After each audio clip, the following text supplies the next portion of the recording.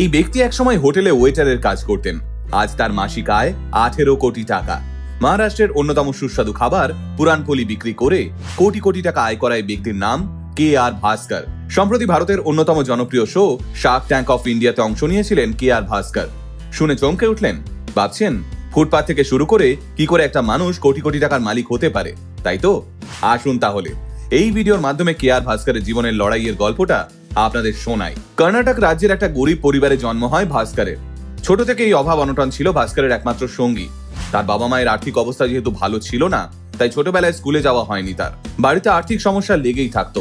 কোনোদিন খাবার জুটতো, আবার কোনোদিন জল পান করেই খিদে মেটাতে হতো ভাস্করকে। পরিবারের আর্থিক দুরবস্থা খুব অল্প বয়সেই ভাস্করকে দায়িত্বশীল করে তুলেছিল।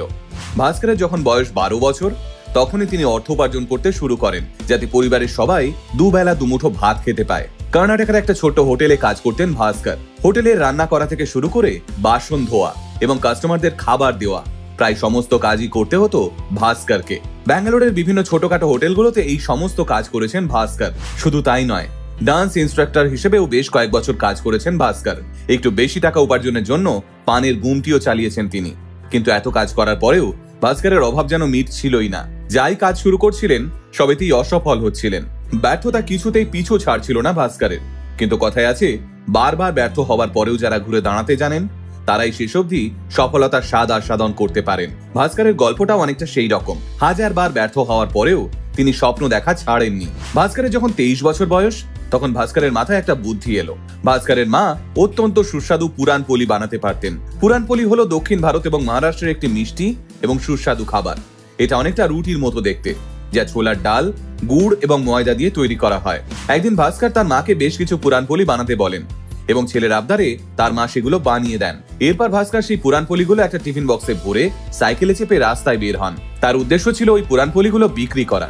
আশ্চর্যের বিষয়, খুব অল্প সময়ের মধ্যেই ভাস্করের কাছে থাকা সবকটা পুরানপোলি বিক্রি হয়ে যায়। হাতে বেশ কিছু টাকাও আসে।